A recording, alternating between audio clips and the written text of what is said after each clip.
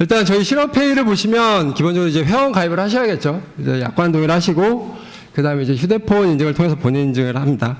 그리고 그 다음에 일정한 규칙에 있는 핀 번호를 등록하게 되고요. 그 다음에는 이제 결제하실 신용카드를 등록하게 되고요. 마지막으로 이제 사용하실 계정을 등록하게 됩니다. 이렇게 되면 일단 기본적인 회원 가입 절차는 완료가 되고요. 다음으로 이제 실제 실업회의를 통해서 결제를 하시게 될 때는 가맹점 지금은 이제 11번가 실업오도에서 사용하실 수가 있으신데요. 일단 11번가에서 실업회의를 선택하시고 결제를 누르면 바로 이제 결제 페이지가 뜨게 되고 거기에 이제 6자리 핀 번호를 입력하시면 이제 기본적으로 결제가 완료되게 됩니다. 여기서 이제 보신 차이점을 좀 아신 분들이 계시겠지만 기본적으로 로그인이라는 절차, 아이디랑 패스워드를 통한 절차가 일단 스킵이 되고 바로 결제로 들어가게 되는데요. 이러한 것들은 뒤에서 좀 더 자세하게 설명을 해드리도록 하겠습니다.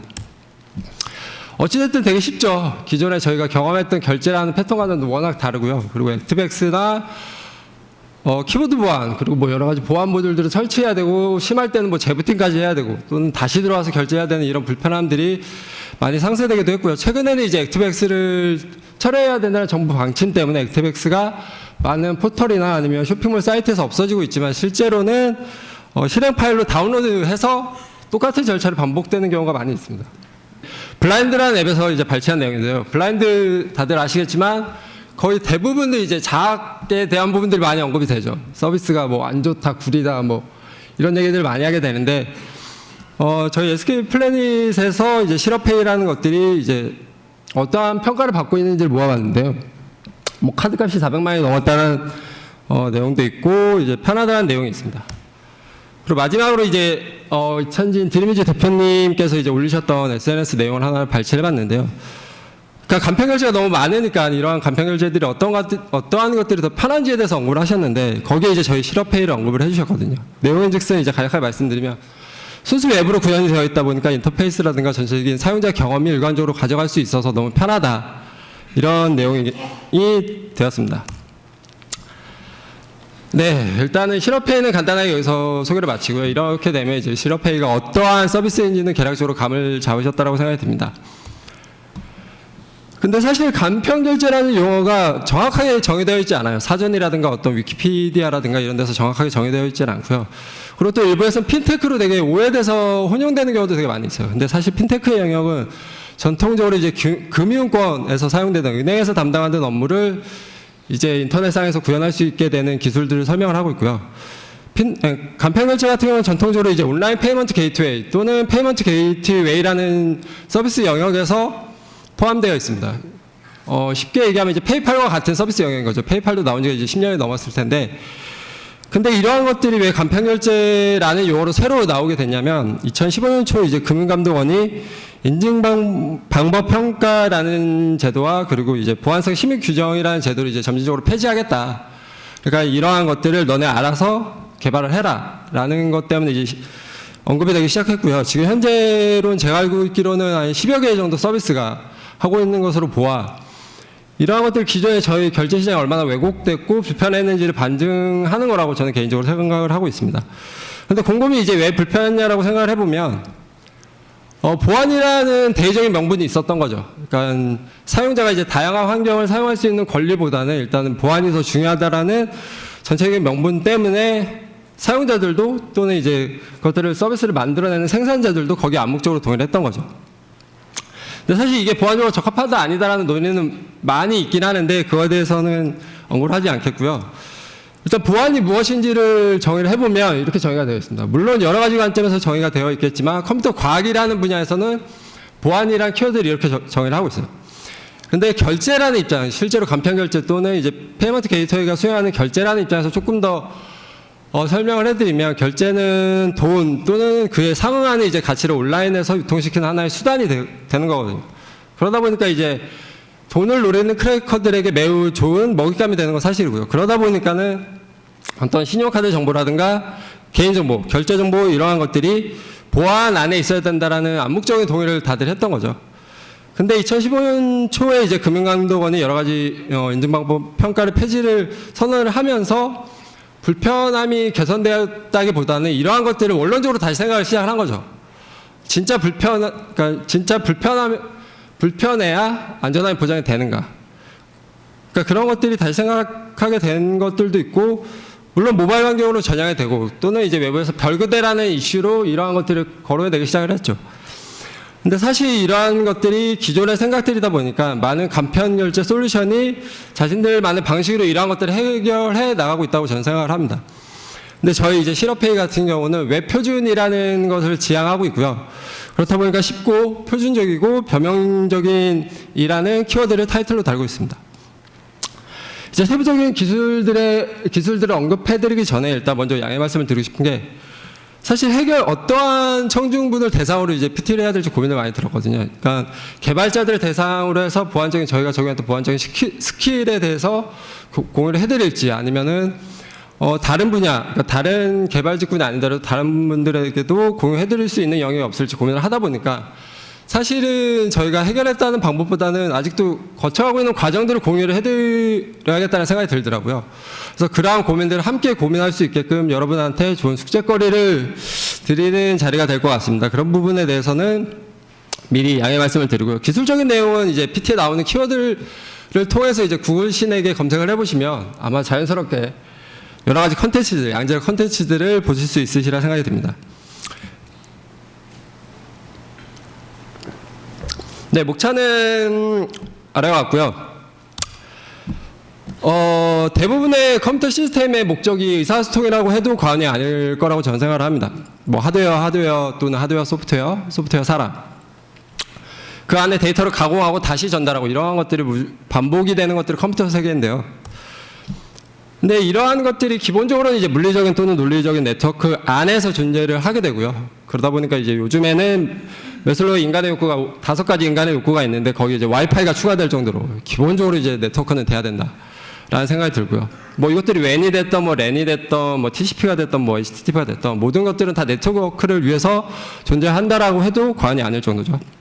근데 이런 네트워크의 본질적인 특징이 바로 불특정 다수로 구성되어 있다는 겁니다. 저희가 구현하고 있는 컴퓨터 세계는 누구나 접근이 가능하고 누구나 들여다볼 수 있는 네트워크 세계이기 때문에 바로 보안이라는 요소가 필요하게 되는 거고요. 그러면서 가장 먼저 수행하는 절차는 바로 상대방을 식별하는 게 제일 우선이 되겠죠. 보통 이제 컴퓨터랑 보안에는 인증이라는 용어로 대표가 되고 있긴 한데요. 근데 이러한 것들이 물리적으로는 어떤 TCP 레벨에서는 당연히 어떤 대상에 대해서 식별을 하죠. 근데 그러한 것들을 말씀드리는 게 아니라 어떤 논리적인 대상에 대해서 식별해야 되는 상황이 이제 생기는 거죠. 그런 것들이 인증에 대해서 정의를 살펴보면, 제가 위키피디아를 굉장히 사랑하는데 위키피디아 정의가 이렇게 되어 있어요. 물론 이제 제가 번역을 한 거지만, 이러한 것들을 좀 더 쉽게 설명해서 드리면, 이명태라는 개체가 존재를 하는데요. 그 이명태라는 개체 안에 뭐 성명이라든가 키라든가 주민번호라든가 이러한 데이터들이 존재를 하게 됩니다. 근데 누군가가, 제가 아니더라도 누군가가 이명태라는 데이터 중 일부, 그러니까 뭐 대표적으로 주민번호가 되겠죠. 예전 같으면. 주민번호를 받고 이를 검증하는 과정을 바로 인증이라고 하는 거예요. 그 대상이 누구인지는 명확하게 판단할 수는 없고요. 그에다 일부의 데이터로 판단하신다고 보시면 되실 것 같습니다. 그래서 실업회의에서는 실제로 이제 가맹점과 사용자에 대한 인증을 수행을 하고 있습니다. 소프트웨어 설계할 때 보통 흔하게 하는 실수 중에 하나가, 그러니까 사용자에 대해서는 인증을 누구나 다 하죠. 보통 로그인이라는 체계로 인증을 다 하는데, 그 외의 대상에 대해서는 의외로 이제 인증하지 않는 경우가 대부분 많거든요. 근데 실제적으로 이제 자원에 접근하는 모든 대상에 대해서는 인증을 해야 되는 게 보안에서는 기본적으로 여겨지는 철칙이라고 생각을 합니다. 그래서 가맹점 인증에 대해서 기본적으로 살펴보면, 엔지니어들에게는 익숙하겠지만 이제 OOS 2.0이라는 체계하고요. 그리고 조세라는 그 프로토콜을 사용하고 있습니다. 조세는 아마 접해보신 분이 많이 없으시라 생각이 들긴 하는데요. 그 부분은 좀 뒤에서 설명드리도록 하겠습니다. 일단 OOS에 대해서 간략하게 아시는 분들은 물론 계시겠지만 설명을 드리면, 2006년에 이제 블라인드 쿡이라는 개발자가 이제 트위터에서 오픈 아이디를 만들면서 시작하게 되었고요. 현재는 이제 RFC 6749의 도큐멘트로 정식적으로 스탠다드로 이제 공유가 되고 있는 프로토콜입니다.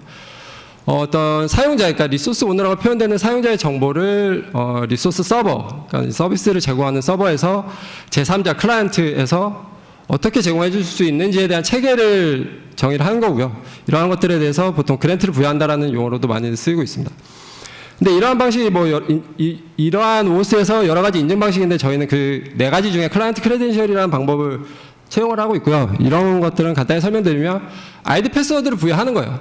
그러니까 클라이언트 아이디와 클라이언트 시크릿을 부여를 하고 그것들을 가맹점에서 전달받으면 이게 정상적이다 아니다라고 인증을 해주는 거죠. 물론 OS에서 언급하기로는 신뢰된 대상에 대해서 이런 클라이언트 크레덴셜을 해야 된다고 명시가 되어 있고요. 저희도 그러한 정책을 따르고 있습니다. 근데 이러한 아이디 시크릿을 전달받는 방법으로는 도큐멘트 상으로는 HTTP의 어소라이제이션 헤더를 이용하는 방법을 언급을 하고 있는데요. 저희 같은 경우는 앞에서 잠깐 언급드렸던 조세, 발음을 좀 조심해야 될 것 같긴 한데 조세 이제 JWT라고 불리는 JSON 웹 토큰이라는 것을 이용을 하고 있습니다. 그러니까 자바스크립트 오브젝트 사이닝 앤 인크립션의 약자가 이제 조세고요.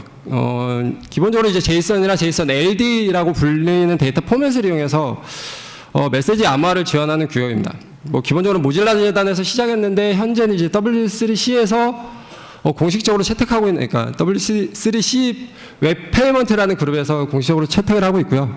현재는 이제 RFC 스탠다드로 이제 최근에 이제 스탠다드로 변경이 돼서 아마 따끈한 표준이라고 보시면 되실 것 같습니다. 그래서 이거는 제가 개인적으로 정의했던 규격인데요. 간략하게 설명드리면 암호화라는 게 여러 가지 관리적인 측면에서 복잡성을 띠거든요. 그러니까 키를 매칭해야 되고 관리해야 되고 알고리즘을 판단해야 되고 선택해야 되고 암호화 방식을 교환을 해야 되고. 근데 이러한 것들이 이제 JSON이나 JSON LD라는 규격으로 지원을 하는 거죠.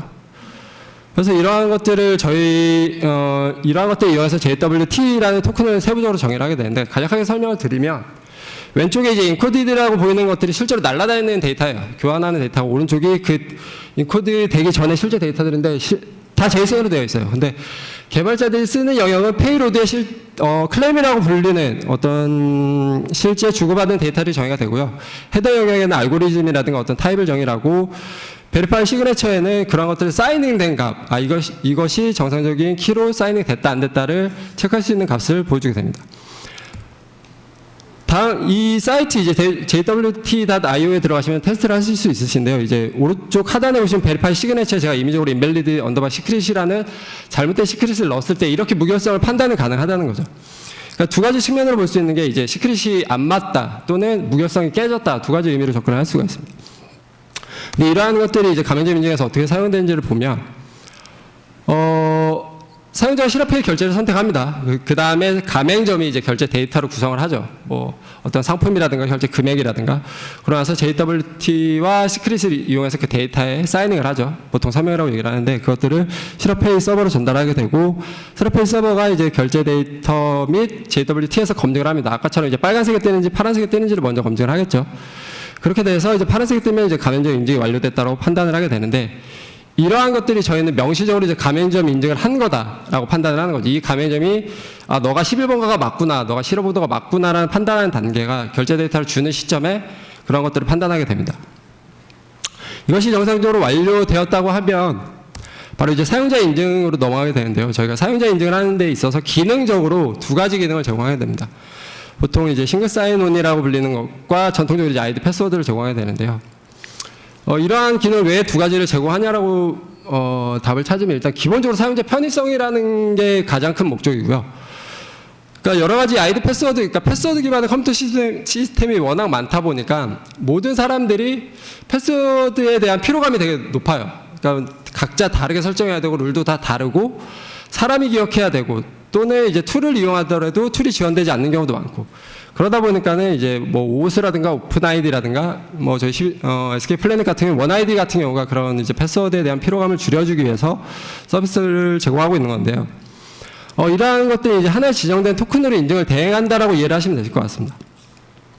근데 이러한 인증을 아무한테나 할 수 있는 건 아니고요. 저희 같은 경우는 두 가지 명백한 조건이 필요한데요. 첫 번째는 자체 회원 체계를 보유하고 신뢰된 가맹점에서 접근을 해야 SSO로 발급해 줄 수 있고요. 그리고 두 번째로는 사용자의 명시적인 동의가 필요하다는 거죠. 그러니까 이거와 비슷한 절차는 보통 페이스북과 트위터에 대한 정보를 이제 서드파티 앱에서 쓸 때 트위터 로그인 창에 뜨면서 수락할 건지 말 건지 그거에 대한 동의를 구하는 것과 동일하다는 절차로 보시면 되실 것 같습니다. 앞에서 보셨을 때 이제 아이디 패스워드가 없이 이제 바로 결제 창으로 들어와서 핀으로 로그인했다라는 게 바로 이런 SSO를 이용해서 저희가 그러한 편의성을 이제 사용자한테 제공을 하게 되는 거죠. 근데 당연히 이제 이러한 기능들을 제공하지 못하는 서드파티 가맹점이라든가 보안적으로 이제 결함이 따로 판단되는 데는 당연히 저희 쪽 아이디 패스워드 체계를 따르게 됩니다. 아시는 분들은 아시겠지만 이제 맥 사파리에서 띄운 이제 팝업 창인데요. 예전 같았으면 뭐 상상도 못했겠죠. 근데 많은 간편 결제 솔루션들이 이러한 여러 가지 노력들을 하고 있고요. 그런 안에서도 OS뿐만 아니라 브라우저 또는 OS 뭐 리눅스가 됐던 맥이 됐던 이런 것들을 다양하게 지원을 하고 있습니다. 네, 예전 같았으면 되게 환호받을 팝업 창이었는데, 네. 근데 이러한 이제 아이디 패스워드 체계가 언급이 되면 가장 이제 많이 언급이 되는 게 바로 암호 해시죠. 암호 해시. 어떤 단방향 암호 알고리즘이라는 특징을 가지고 있다 보니까 패스워드 저장할 때 거의 대부분이 사용을 하고 있을 겁니다. 물론 저희도 사용을 하고 있고요. 근데 이러한 암호 해시 알고리즘이라는 게 사실 이제 해시 함수라고 불리는 함수의 자식벌로 보시면 되실 것 같아요. 그러다 보니까 일부 이제 해시 함수가 가지는 특징들을 가지고 있는데 그게 이제 동일한 입력은 동일한 출력을 준다. 당연하죠. 그리고 빠른 처리 속도를 가지고 있다. 그러니까 이러한 것들은 뭐 무결성 검증이라든가 DB 같은 경우는 이제 인덱스 탐색 같이 퍼포먼스를 위한 기능들을 위해 사용을 되다 보니까 이러한 특징들을 가지는데 이러한 것들이 곧 이제 패스워드를 저장하는 데 있어서 암호화 취약점으로 바로 드러나는 거죠. 대표적으로 이제 동일한 입력, 동일한 출력 같은 경우는 딕셔너리나 레인보우 테이블 어택이라는 공격 방식을 취하고 있고요. 빠른 처리 같은 경우는 브루트 포스 어택인데 먼저 딕셔너리 어택 같은 경우는 이제 구글에서 검색만 해보셔도 몇백 기가가 되는 레인보우 테이블이나 딕셔너리를 구할 수 있어요. 그러니까 단순히 구해서 그거를 매칭만 DB에 넣어서 매칭을 하든 뭐 빅데이터를 써서 매칭을 하든 매칭하는데 1초도 안 걸려요. 물론 뭐 여러 가지 변수들이 있겠지만 그 환경에 대한 비용이 들겠지만 실제로 패스워드를 유추하는 데 있어서 비용을 보면 아무것도 아닌 거죠. 그리고 빠른 처리 속도 같은 경우는 요즘은 이제 어떤 클러스터링 개념이 많이 생기다 보니까 GPU를 수십 개를 묶어서 그 해시 암호 알고리즘 자체를 해독을 하는 거죠. 그러니까 확률에 기반해서 무조건 무작위로 다 돌려보는 거예요. 근데 이러한 것들이 보안 쪽에서는 대응을 하기 위한 여러 가지 방법들을 시도를 하고 있는데요. 일단 제가 저항이라는 용어를 표현했던 거는 기본적으로 이제 암호 해시 공격에 대응을 하는 가장 큰 전략 중에 하나가 봐도 확률 싸움에 기반하는 거예요. 그러니까 공격들도 확률 싸움에 기반을 하고 있지만 대응도 확률 싸움에 기반을 하고 있기 때문에 그런 확률을 추정하는 데 있어서 비용을 이제 기하급수적으로 증가시키는 거죠. 그러니까 결국은 입력값에 대해서 유추할 수 있는 비용을 기하급수적으로 증가시킴으로 해서 어떤 암호화 해시 알고리즘 공격에 대응을 한다고 보시면 될 것 같습니다. 그래서 절대적이진 않아요. 뭐 몇백 년이 돼도 절대적으로 이제 유추할 수 없는 알고리즘을 만들어 달라고 하면 해시 알고리즘에서는 사실상 말이 안 되는 것과 동일하거든요. 그렇기 때문에 해시 알고리즘에서 솔트와 키 스트레칭이라는 기술적인 것들을 쓰게 되는데요.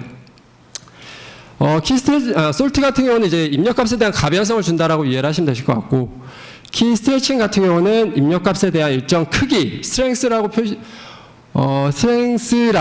얘기되는 어떤 복잡도를 생성을 하게 됩니다. 근데 이러한 두 가지를 실업해서 어떻게 적용하고 있냐라고 먼저 설명드리면 이게 이제 엔지니어들이 좋아할 키워드들인데요. 실제로 패스워드를 저장하는데 이걸 다 써요, 저희가. HMAC이라는 걸 통해서 1차적으로 사용자와 패스워드를 암호화를 하고요. 그리고 그것들을 이제 HMAC 같은 경우는 사실은 문자로 대해 인증할 때 쓰는 암호화 해시 기술인데 저희는 1차적으로 솔트로 쓰기 위한, 그러니까 왜 솔트로 이런 걸 쓰냐라고 물어보면 사용자에 대한 무결성이 어느 정도 보장이 돼요. 그리고 추후에 사용자 패스워드 간의 무결성도 검증이 되고요. 그리고 유일성도 어느 정도 보장이 되고. 그래서 HMAC으로 솔트를 만들고 그리고 그거를 PBK-DF2에다가 솔트로 넣고 패스워드를 넣고 그러면 키 데리베이션이 된, 데리베이션이라고 보통 표현을 하는데 데리베이션 된 일정 크기의 키워드가 난수가 생성이 됩니다. 그러면 이거를 S크립트라고 불리는 또 키 데리베이션 펑션에 넣어요. 그러니까 이렇게 왜 S크립트에다 넣느냐라고 또 여쭤볼 수가 있는데, 그러니까 아까 맨 처음에 말씀드렸듯이 비용 싸움이에요. 확률 싸움이고. 근데 S크립트 같은 경우는 비용에 집중을 한 거죠. 그러니까 입력 파라미터 중에 CPU나 메모리 자원에 대한 비용을 입력할 수가 있어요. 그 말은 즉슨 이 암호 해시 알고리즘 한 번 돌리는데 CPU 부하를 어느 정도 메모리 부하를 그러니까 서비스하는 사람이 제공을 해줄 수 있다라는 거죠. 그러면서 기하급수적으로 증가를 시키고요. 저희가 테스트했을 때는 초기 성능 테스트했을 때는 싱글 코어 기준으로 20 TPS가 넘기 힘들어요. 기본 디폴트로 제공되는 쓰면. 그러니까 이러한 것들은 성능적으로 물론 이슈가 될 수 있겠지만 아이디 패스워드 체계에서는 크게 문제가 되지 않다고 판단이 들거든요. 그래서 S크립트를 고치면 S크립트를 거쳐서 이제 난수가 생성이 되면 그것들을 저희 개별적으로 정의한 내부 알고리즘에 의해서 32비트짜리 솔트를 다시 넣습니다. 다시 넣어서 난수를 생성을 하고요. 그러고 나서 최종적으로 SHA-256을 하게 됩니다. 되게 복잡하죠. 아마 기본적으로 제가 유추하건데 대부분의 포털이라기보다는 한 소규모들은 SH 이름을 쓰면 감사하다라고 얘기를 할 거예요. 거기서 조금 더 생각이 있는 개발자가 있다라고 하면 PBK DF2 정도. 근데 실질적으로 이것들을 해야 될지 말아야 될지는 뭐 개별적으로 판단을 해야겠지만 제가 앞에서 말씀드렸던 솔트나 키스트렝스는 어느 정도 고민을 하시는 게 도움이 될 거예요. 근데 단순한 뭐 어떤 게시판을 짜시는데 로그인 시스템을 쓰시는데 이걸 다 하실 필요는 없죠, 당연히. 그러니까 그러한 선택은 각자의 판단으로 보시면 되실 것 같습니다. 되게 길게 왔죠.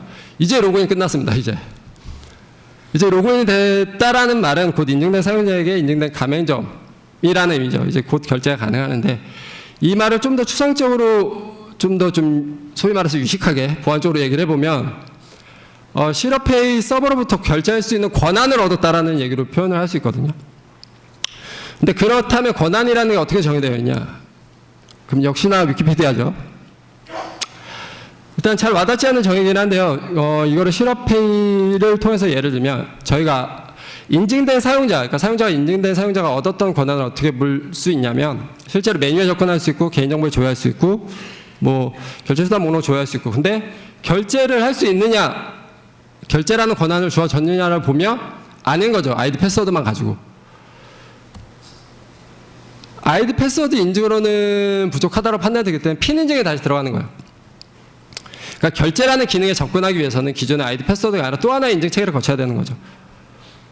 그러니까 이러한 것들이 실제로 어떤 인증 상태를 관리를 하든 아니면 데이터 그 기능 플로우가 돌아가는 데이터 단계에서 검증을 하든 사실 그건 중요하지 않아요. 어떠한 기능을 접근하는 데 있어서 어떠한 인증 체계가 효율적인지에 대해서 고민을 하는 게 먼저 선행이 돼야 되기 때문에 저희는 이렇게 결론을 내린 거죠. 근데 권한을 저희는 어떻게 정의를 하고 있느냐 보면 롤과 스쿱이에요. 보통 OS에서 이런 용어를 많이 쓰고 있긴 하는데 두 가지의 개념으로 추상화된 개념으로 접근을 하고 있습니다. 이거 같은 경우는 실제 저희가 쓰고 있는 제이선의 한 일부분인데요. 이렇게 정의를 하고 있죠. 스쿱 같은 경우는 이제 오픈 API, 어떤 API를 그룹핑을 지어요. 그리고 어소리티지 안에 접근할 수 있는 대상에 대해서 접근하는 거죠. 롤이라고도 표현할 수 있고 어소리티라고 표현할 수 있는데 그것들이 머천트고 신뢰된 가맹점이다라고 되면 이 사용자에 대해서 일정 권한을 어떤 특정 자원에 대해서 접근할 수 있다 없다를 판단을 하게 되는 거죠.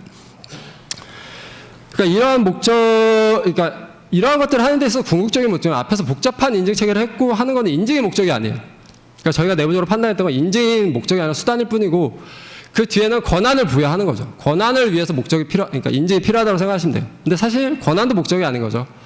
권한도 자원에 접근하기 위한 하나의 수단인 거예요. 그러니까 그렇게 좀 단계적으로 사고를 하시는 게 저는 중요하다고 생각이 들고요. 근데 이런 고민을 좀 소홀히 했을 때를 생각을 해보면 아시는 분들은 아시겠지만 2014년 3월 6일에 이제 모 홈페이지 해킹 사건이 있었죠.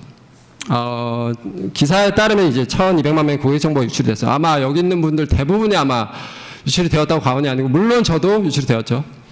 근데 이 사건이라고 표현하기는 좀 뭐한데 이 문제를 자세히 들여다보면 기사 내용에 보면 이제 파로스라는 도구를 이용했대요. 그러니까 파로스가 뭐냐면 사실 웹 프록시 도구예요. 그러니까 브라우저와 서버 사이에 프록시 가상의 이제 소프트웨어 프록시 도구를 넣고 트래킹을 한 거죠. 쭉 어떤 요청이 오가나 본 거예요. 그래서 봤더니 특정 고객 정보를 가져오는데 난수를 그냥 넣으면 아무 고객 정보가 떨어지는 API가 있길래 그러면 이거 해킹 툴이라고 불리는 해킹 툴이라기도 뭐한데 그냥 제가 생각했을 때는 초등학생도 만들 수 있는 수준의 툴로 그런 것들을 다 자동화를 도구로 만든 거죠. 근데 이러한 것들이 사실 보안적으로 결함이 있다라고 말하기 전에 제가 판단한 건 적절하지 인증된 사용자에게 적절하지 못한 권한의 기능을 제공을 한 거죠. 근데 이러한 게 개발자만의 몫이냐라고 질문을 던지신다면 저는 분명히 아니다라는 피드백을 드리고 싶어요. 기획자가 됐던 뭐 어떤 UX 팀이 됐던 보안팀이 됐던 누구나 다 이러한 것들을 검출할 수 있었는데 그런 것들을 개인적으로는 좀 소홀히 했다는 생각이 드는 거죠. 근데 이러한 것들을 사고하기 위해서는 기본적으로 다시 원론으로 들어가서 인증이 뭔지를 좀 더 고민해 볼 필요는 있어요. 근데 인증의 요소라고 불리는 인증을 하는 데 있어서 어떠한 요소들을 가지고 판단할 것인데 보통 노, 해지, 이지, 인이라고 되게 이것도 하나의 크나큰 뭐 여러 가지 말들이 있긴 하지만 간략하게 설명드리면 노는 아는 거예요. 그냥 사람이 알고 있으면 쓸 수 있는 거. 보통 아이디 패스워드죠. 그리고 해지는 점유 인증이라고 보통 얘기되는 휴대폰 인증, 뭐 SMS OTP라든가 ARS라든가 그리고 이지 생체 인식이라고 보통 대표되고 있고요. 뭐 얼마 전에는 이제 작년 말인가 올해 초에 이제 파이드 얼라이언스라는 이제 생체 인쇄 기반의 표준이 완성이 됐고 그것들이 이제 채택을 하고 있고요. 그리고 이는 이제 저희 팀이나 제가 개인적으로 쓰고 있는데 요즘에 많이 이제 추세가 되고 있는 게 어떤 사용자가 쓰고 있는 컨텍스트를 분석을 해서 인증을 수행을 하는 거죠. 흔히 트위터나 페이스북 같은 경우 로그인을 하셨을 때 이게 너 IP 맞아? 너의 브라우저가 맞아? 이런 것들에 대해서 확인받은 메일들을 받아보셨을 거예요. 보통 사후 인증 때 많이 시도를 하게 되는데 이러한 요소들을 통해서 이 인증이 어느 정도의 보안성을 지니고 있느냐를 언급하게 됩니다. 그래서 저희 기능 실업회의 안에서 이러한 것들을 정의를 해드리면 아이디 패스워드 노우죠. 로그인 계정 확인하고 2차 인증 수당 접근하고 비교적 좀 라이트해요. 그리고 아이디 패스워드 핀을 하게 되면 좀 더 많은 권한을 부여할 수가 있어요. 실제적으로 이제 비밀번호 변경을 한다거나 결제 내역을 확인한다거나 결제 수락을 한다거나 여기서 결제 수락은 뒤에서 자세히 언급을 하게 될 텐데요. 그리고 아이디 패스워드와 휴대전화 해지 요소의 점유 인증인 거죠. 이런 것들을 가지게 되면 휴대전화번호를 변경할 수 있게 됩니다. 근데 결제 수락이라는 기능은 사실 이제 온라인 페이먼트 게이트웨이, 그러니까 PGA 제일 메인이고 중요하고 보안적으로도 매우 높은 강도를 지녀야 되는 기능이면 틀림없는데요. 실제로 이제 결제 수락이라는 게 오해를 하실 분도 계시겠지만 결제 승인과 달라요. 실제 결제 수락을 했다라고 해서 카드사로 트래픽이 날아가서 결제가 되진 않아요. 그러니까 저희 오프라인에서 결제를 하실 때 카드를 긁으신 다음에 서명을 하시는 단계가 동일하다라고 보시면 돼요. 나는 결제를 할 거야라고 사용자한테 명시적으로 수락을 받는 거죠. 그게 뭐 여러 가지 이유가 있겠지만 뭐 부인 방지라든가 뭐 여러 가지 내부적인 이슈가 있지만 어쨌든 권한이 다르다는 거예요. 그 자체도. 가맹점은 결제 수락을 할 수가 없어요. 가맹점은 결제 수락된 걸 가지고 결제 승인만 할 수 있고. 그러니까 여기서 말씀드리고 싶은 건 결제 수락이라는 기능이 아이디 패스워드 핀으로만 충분히 안전하냐 아니면 왜 그렇게 라이트한 것만 가냐라고 물어볼 수 있죠. 그랬을 때 저희가 내부적으로 보면 결제 수락이라는 단계에 내부적으로 이러한 인증 단계를 실제로 거쳐요. 사용자가 뭐 추가 인증을 설정했느냐, 결제 내역이 가맹점에서 정의한 안전한 상태이냐, 이내 가깝죠. 그리고 사용자가 실업회의 정의한 안전한 상태이냐, 이것도 있는고요. 그리고 사용자가 FD에서 정의한 안전한 상태인가. 실제적으로 사용자한테 노출되는 거는 어떤 노후, 그러니까 편하죠. 편한 노후를 쓰고 있지만 내부적으로 이런 이내 가까운 인증 절차를 다시 한번 수행을 하게 됩니다. 그래서 혹시라도 하나가 이제 적합하지 않다고 받게 되면 이제 해지라는 요소를 통해서 추가 인증을 받게 되는 거죠. 근데 이렇게 복잡하고 어렵고 되게 난해한 것들을 왜 하냐라고 또 물음이 많이 들긴 하는데 근본적인 이유는 편리함이에요. 사용자한테 이러한 피로도를 노출하지 않기 위한 편리함인 거고 그러한 것들을 하는 데 있어서 안전함을 놓치지 않기 위한 거죠. 사실 이러한 것들이 페이팔도 많이 추구를 하고 있고요. 기존에 전통적으로 클라이언트 사이드에서 계속 요구했던 뭔가 설치해야 되고 클라이언트의 키보드 보안을 하고 그러한 것들이 궁극적으로 보안에 적합하지 않다라는 것들이 전체적으로 컨센서스를 이루고 있다고 보셔도 되실 것 같아요. 그렇기 때문에 좀 더 안전하고 좀 더 신뢰되고 그렇지만 좀 더 편리한 것들이 어떠한 체계를 가지고 어떠한 인증 체계를 가지고 어떠한 권리, 어떠한 권한들로 이루어질 수 있는지에 대한 고민이 되는 거죠. 자, 그러면 여기서 이제 인증도 됐고 권한도 받았어요.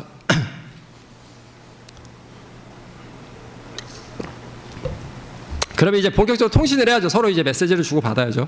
근데 앞에서 말씀을 드렸지만 저희가 통신을 주고받는 건 불특정 다수로 이루어져 있어요. 누군가는 개입을 해서 위변조를 할 수 있고 누군가는 훔쳐볼 수 있고 누군가는 훔쳐갈 수도 있고 그래서 보통 보안에서는 무결성과 암호화라는 키워드로 대표되죠. 이러한 것들도 역시 위키피디아 정의인데요. 뭐 이러한 정의들이 있대요. 어렵죠. 그러니까 무결성에 대한 거는 그 데이터가 맞냐라는 거죠. 너가 보낸 데이터가 이 데이터가 맞아? 이건 거고 암호화는 이 데이터에 대해서 누구도 거기에 플러스해서 이 데이터가 누구도 훔쳐볼 수 없게 누구도 이해할 수 없고 인지될 수 없는 난수로 이제 주고받는 것들을 정의한다고 보시면 되실 것 같습니다. 근데 생각을 해보면 이러한 것들이 이용하는 되게 훌륭한 체계가 있어요.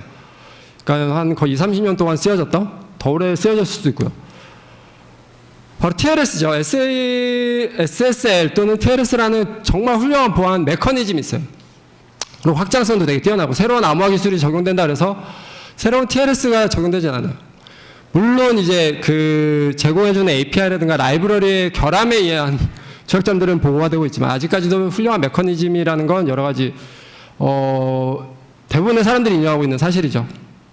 근데 저희가 고민해야 되는 건 이 TLS가 있음에도 왜 우리는 암호화나 무결성에 대해서 고민을 해야 되냐, 이거 쓰면 되지 않냐, 왜 굳이 우리가 복잡한 걸 가져가야 되냐라는 물음을 던지면, 네, 영어네요.